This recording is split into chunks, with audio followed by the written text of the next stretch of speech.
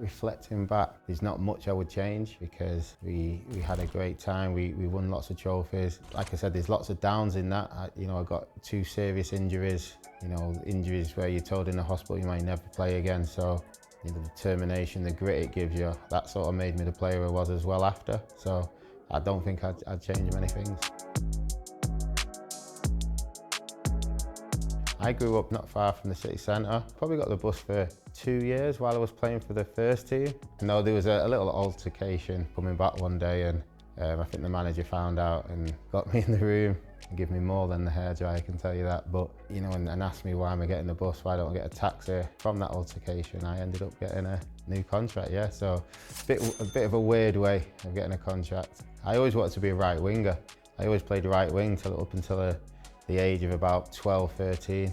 And it was only until I got put at the back, which I didn't like at the beginning. And then you just play, you realise that, you're pretty good for your age, as simple as that. And I think anyone who joins the youth team setup, you have to first of all believe that you're sort of good enough to play for the first team. I mean, there's only so many that can get selected. Tried to do what the gaffer and kiddo wanted me to do, and lucky enough they had trust in me, and I got a chance to play in the first team. That's the same one. No. What's the difference? So we know as a group of staff, obviously what the club went through after Munich, and Jimmy's role in sort of building the club, and how we came back around the youth cups and how important that was, and obviously bringing players through to keep the club going. So we know how important he was to the football club, and we really have a responsibility to keep that going. Obviously many years on, we know what values he stood for, what we want to see in our players, what we want to see in our staff. So yeah, we're trying to uphold that and keep that going really. Jimmy Murphy's a huge part of that, so the lads are already aware of him and his role. It's important that they know that they can win this award, and you only have to look at the list of people that has won it in the past and the careers they've gone on to have to show what the award can do for you and the recognition it can give you as a player. Looking at the names who won it before me, in my head it was probably a well done, but you're not quite there yet, if I'm being quite honest. I do think it's harder for the young players now. With especially social media, there's a lot of footage of them playing when they were younger. You've got to give a lot of credit to these lads. There's a lot of stress in there, I suppose, with what comes with being a footballer in today's age. Going through the Jimmy Murphy Centre and always seeing faces on the wall of people who'd won it before me, it'd always be a dream. Like you wish, to have my face on the wall there. It'd obviously be such a big thing. But I guess I feel like I just had to keep pushing on harder after I won it. I always looked up to so many players who'd won it, so it was an honour to do that.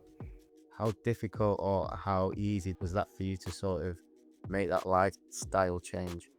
I just think to keep that love for the game, whether on the training pitch or the matches, even because things obviously get tough in football, but you can always rely on having fun with the ball, and that's what makes me enjoy it, and that's what makes me want to get better at it. Do you think someone giving you these values, that especially someone you've never met, and do you think it's a good thing? Obviously it's a bit before my time, but like coaches pass down these values, and obviously that's deep within the genes of the club, like with respect and everything. So I guess maybe if we didn't know exactly what he was like, we'd always got the values that he possessed and what everything he gave to the club through coaches. Manchester United built on the values that those before was set, like him and Sir Matt Busby, and and so to have them, I feel like it's part of being a Manchester United player. How did you first come to United? School went to America, ended up in the White House with Jimmy Carter, the President of the United States, and got a phone call. A teacher says to me, "Norman, your parents have been on the phone. Manchester United want to sign you," and that's how I found out United wanted to sign me. So. And Whiteside, what a fine finish. We arrived in Manchester. I think Jimmy Curran actually picked us up and brought us to Old Trafford. And in reception, I met 3 people. First was our Kath on reception, God bless her. She was a lovely woman.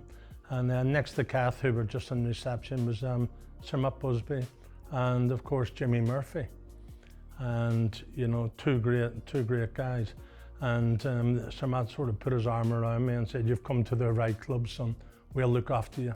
And like we've talked about, you were the first winner of this award.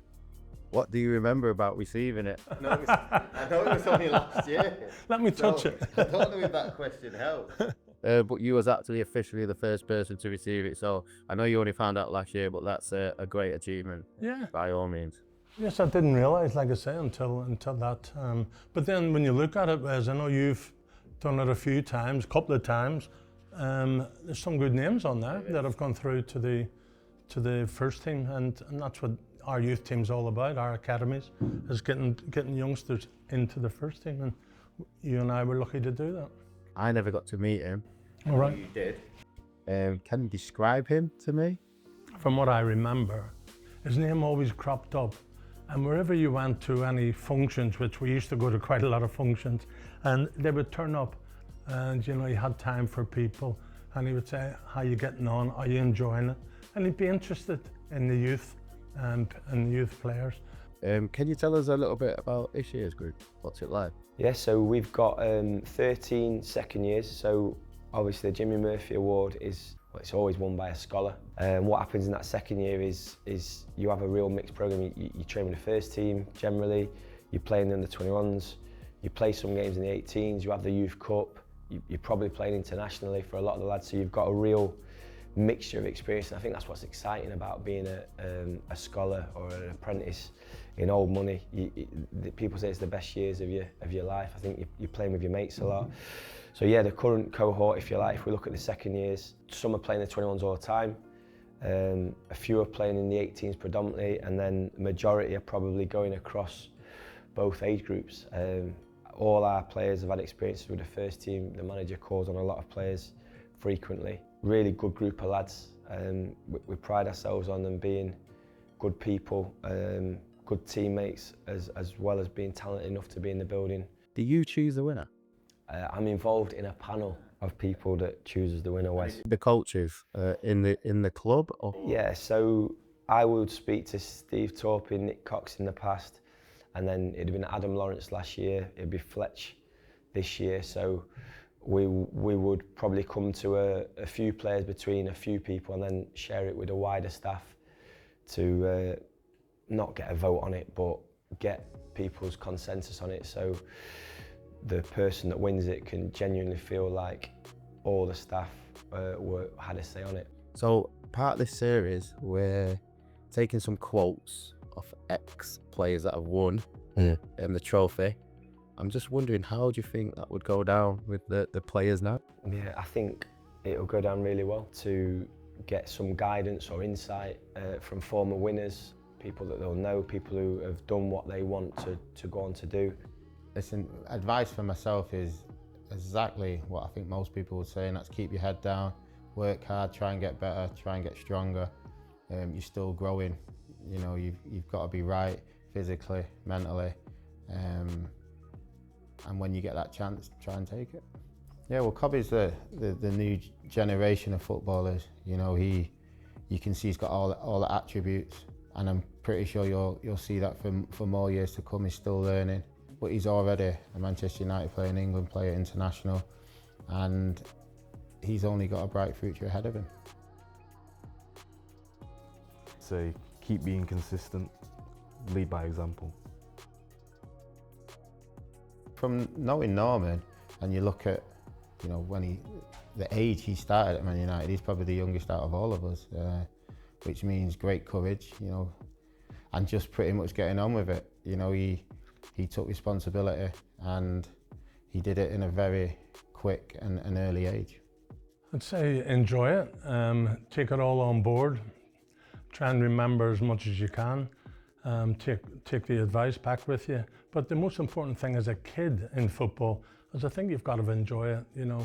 Do you get a sense of pride seeing another young player come through each year? Yeah, it's always nice as long as he doesn't beat my records. But, That's a good point. yeah, it's good to see the kids coming through.